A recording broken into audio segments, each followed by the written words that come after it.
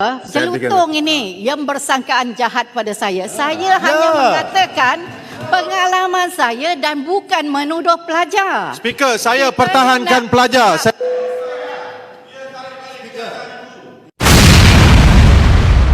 Ya, saya persilakan YB Kappa. Terima kasih Yang Dipertua.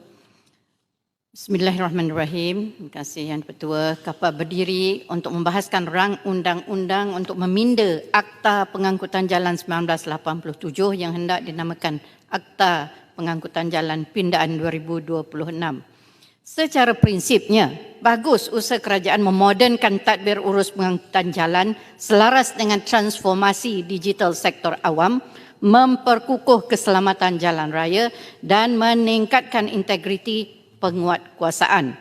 Dan saya merujuk kepada 4 intipati RUU ini memperluas punca kuasa perundangan bagi menyokong pelaksanaan dasar dan inisiatif pendigitalan perkhidmatan teras JPJ secara menyeluruh, memperkukuh aspek keselamatan jalan raya melalui pengenalan peruntukan khusus bagi kesalahan lumba haram serta meningkatkan kadar hukum denda minimum bagi kesalahan trafik yang serius. Ketiga, melumpuhkan kegiatan sindiket jenayah jalan raya terancang seperti tonto dan pemalsuan dokumen kenderaan klon melalui penguatkuasaan kesalahan boleh tangkap dan sitaan tanpa waran. Keempat, memperkemas kelompongan perundangan atau loopholes dalam tadbir urus sedia ada, termasuk mengawal selia ketirisan hasil lesen kenderaan motor mengikut wilayah, sekatan saman rentas sempadan dan accountability pemilik kenderaan perdagangan. Soalan saya kepada pihak MOT untuk mengatasi masalah kelompongan keberkesanan untuk mencapai matlamat RUU ini, pindaan RUU ini, Kapar nak tanya, sudahkah MOT menyelesaikan masalah yang bersifat tindakan silo di antara kementerian-kementerian? Sebab saya merujukkan masalah di Kapar. Lori yang diletak di tepi jalan, termasuk di taman dan sebagainya, JPJ kata dia tak boleh buat apa-apa, PBT kata dia tak boleh buat apa-apa. Yang akhirnya masalahnya jalan itu rosak, orang kena langgar, anak nak pergi sekolah naik basikal pun selalu jatuh dan sebagainya. Ada yang cedera, bahkan ada pelajar yang meninggal. Jadi dah duduk ke sekali semua kementerian ini supaya ada penyelarasan di pihak kerajaan. Bersedia ke sepenuhnya sebelum tindakan dibuat kepada rakyat. Saya merujuk kepada insiden kemalangan jalan raya yang menggemparkan kawasan Kapar dan Kelang. Tragedi pemandu mabuk jalan raya Barat Kelang 29 Mac 2026, Amirul Hafiz Omar, 3 orang anak penunggang motosikal, mangsa tercampak ke udara sebelum terjatuh ke atas bumbung sebuah kereta lain dan meninggal dunia di lokasi kejadian. Tragis, video viral. Siasatan mendapati suspek memandu laju, memotong beberapa kenderaan dan memasuki laluan bertentangan. Kemalangan pemandu mabuk lawan arus di persiaran Kota Kelang, Mei 2026. Nah, ini juga pemandu didapati positif alkohol, nahas lori kontena dan kenderaan berat di koridor pelabuhan Kelang, Kapar. Kemalangan melibatkan lori dan trailer sering berlaku akibat pemanduan melebihi had laju, keletihan pemandu, muatan berlebihan serta kegagalan sistem brek dan penyelenggaraan. Jadi ini di antara perkara-perkara yang sangat-sangat menyedihkan. Yang Dipertua, bagi keluarga mangsa, hukuman penjara sahaja tidak akan mengembalikan orang yang mereka sayangi. Justru saya mencadangkan, pertama, penggantungan lesen seumur hidup bagi kesalahan menyebabkan kematian akibat memandu di bawah pengaruh alkohol atau dadah. Kedua, pampasan mandatori kepada keluarga mangsa. Ketiga, memperluaskan operasi pengesanan alkohol dan dadah terutama pada waktu malam dan musim perayaan. Yang keduanya mengenai pindaan Seksyen 2, 20, 118 digitalisasi notis saman ya. Soalan saya, bagaimana kerajaan mengatasi isu jurang digital di kawasan luar bandar dan warga emas yang tiada telefon pintar atau akses internet stabil menimbulkan masalah ini. Bukan kata di pendalaman jauh, bahkan di kapar pun ada masanya tak ada akses internet ini. Pindaan Seksyen 42A baharu, isu mat rempit, mewujudkan kesalahan khusus bagi aktiviti berlumba atau menduga kelajuan di jalan raya. Alasan yang diberi ialah tindakan sukar diambil jika tiada elemen bahaya nyata atau belum berlaku. Masa sedikit saja. Jadi saya berdasarkan kajian dan statistik penguatkuasaan di Malaysia, golongan yang banyak terlibat dalam aktiviti mat rempit dan lumba haram 15 hingga 18 tahun ramai masih di bangku sekolah yang belum memiliki lesen memandu, tapi merempit. 19 hingga 25 tahun kumpulan terbesar yang terlibat dalam tangkapan dan kemalangan berkaitan rempit ini. Jadi SIG minta laluan. lain tim ke? Lain tim ke ni? Takkan lain tim dalam PAS kot. Saya ada pengalaman sendiri melihatkan masa saya menjadi esko dulu Kerajaan Selangor. Saya difahamkan oleh pihak keselamatan yang menjadi AJK saya ketika itu. Daripada pukul 2 pagi hingga pukul 5 pagi, pelajar-pelajar sekolah menengah ini berkumpul di dataran kemerdekaan Shah Alam. Mereka kadang datang daripada Banting, daripada Kuala Selangor, daripada di sekitar Shah Alam. So, bila pukul 5 baru dak balik, esoknya tak boleh nak pergi ke sekolah. Jadi sebab itulah masalah isu rempit ini menjadikan satu perkara yang perlu diberi perhatian. Jadi saya nak ni lagi nak tanya lagi kepada kerajaan masalah rempit ini kita nak ambil dia punya hukuman itu tadi, tapi tindakan yang holistik, komprehensif dan melibatkan kementerian berkaitan selain MOT seperti KPM, KKM, belia dan sukan, pendidikan, kaunseling dan unit sosial, DPBT dan pejabat daerah serta pimpinan masyarakat serta keluarga.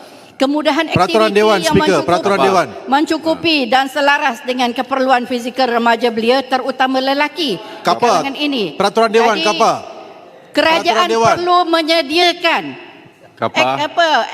akses kepada bekas exco takkan tak faham peraturan Dewan. Yang perlu boleh digunakan untuk remaja belia ini. Peraturan Dewan, sebelum nak pastikan. Peraturan Dewan, Speaker. Bagi saya lebih masa lah. Ini peraturan Dewan. Peraturan Dewan. Tak faham. Minta duduk dulu Kapa. Saya dah sejak dia tak jawab pun. Duduk. Tak, peraturan Dewan. Bagikan peraturan Dewan. Lepas tu bagi boleh lebih masa.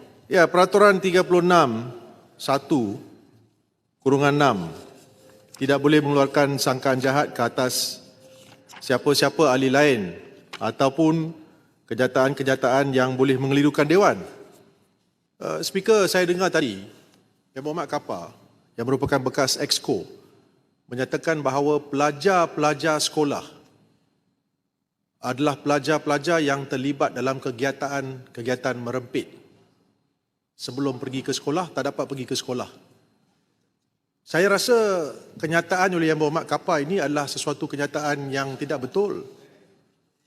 Janganlah kita buat tuduhan terhadap pelajar-pelajar sekolah. Ini ahli parlimen Kapa, ahli parlimen ni. Adakah kita ingin membuat satu kenyataan yang tak berasas terhadap pelajar-pelajar sekolah kita? Jadi saya minta ahli parlimen Kapa untuk menarik balik kenyataan yang sungguh tidak bertanggungjawab, satu kenyataan yang tidak bertanggungjawab terhadap pelajar-pelajar sekolah. Adakah dia menuduh semua pelajar-pelajar sekolah kita menjadi mak rempit? Pertanyaan saya, dan saya minta dia tarik balik kenyataan itu yang tidak bertanggungjawab. Saya sungguh kecewa dengan pembangkang lah ni yang mengeluarkan kenyataan terhadap pelajar-pelajar sekolah kita. Ini kerana pembangkang. Saya minta Yang Berhormat Kapa tarik balik kenyataan itu. Terima kasih. Sila Kapa. Terima kasih kepada speaker. Saya rasa speaker dengar tahu apa yang saya sebut tadi. Saya mengatakan pengalaman saya selaku exco Kerajaan Selangor ketika itu berbelas tahun yang lepas, Speaker. di mana PDRM ini ahli jawatan kuasa Speaker, saya. biarlah pelajar-pelajar dan ibu bapa di Johor dengar kenyataan oleh pembangkang ni. Itu Okey. tak ada kena-mengena Okey. dengan Johor ya. Biar orang-orang Kami Johor kan dengar. nak Dah marah membahaskan dah, Jelutong. bil ini. Okey. Boleh gulung, boleh tutup. Boleh kapal. Bunyi. Masa Terima kasih. jadi pembangkang Speaker, dah kita menyalahkan bagi- pelajar. Okey, kapal. Teruskan. Speaker, Saya Jelutong ini yang bersangkaan jahat pada saya. Saya hanya mengatakan pengalaman saya dan bukan menuduh pelajar. Speaker, saya pertahankan pelajar. Okey. Minta duduk dulu. Minta duduk dulu siap. Duduk. Ya. Okey. Saya minta gulung dengan segera. Bunyi ni, okey. Speaker, saya kena bersihkan apa yang disebut oleh Jelutong. Saya tidak mengatakan sekarang. Saya mengatakan yang saya Tak apa. telah 36. lakukan Tidak, pada Speaker. Kita dengar berbelas tadi, tahun yang Speaker. lepas.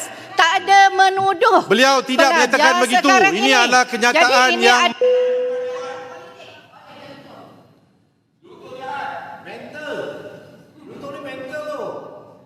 Okey. Habis kapal selesai ya. Okey, last speaker sebab saya diganggu tadi. Saya ingat dah kapal. Saya ingat dah selesai dah. Masa dah tamat. Okey, saya apa akan rumuskan. Okey, isu tontor tu pun ancaman kepada kedaulatan undang-undang, Tuan Speaker. Saya menyambut baik cadangan mewujudkan Seksyen 110B bagi menangani kegiatan sindiket tontor yang menghalang, mengekori atau membocorkan maklumat operasi penguatkuasaan kepada pihak ketiga. Dan kegiatan tontor bukan sekadar kesalahan biasa, ia menggagalkan operasi JPJ dan PDRM. Melindungi kenderaan yang melanggar undang-undang, mendedahkan pegawai penguatkuasa kepada ancaman keselamatan dan menyebabkan negara kehilangan hasil serta keyakinan rakyat terhadap sistem penguatkuasaan. Persoalan kepada Menteri, apakah hukuman khusus yang dicadangkan di bawah 110B? Adakah hukuman lebih berat dikenakan kepada individu yang menerima habuan atau penjawat awam yang membocorkan maklumat operasi? Adakah kerajaan bercadang menggunakan teknologi digital dan risikan data bagi mengesan rangkaian tontor secara lebih berkesan? Dan tontor sebenarnya adalah bentuk sabotaj terhadap penguatkuasaan negara.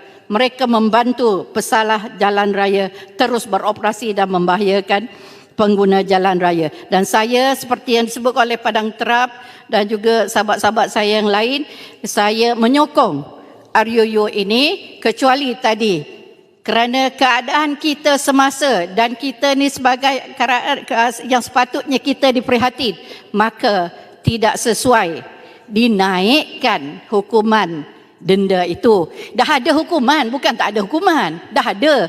Jangan naikkan aja. Itu saja. Terima kasih, Speaker. Terima kasih kapal.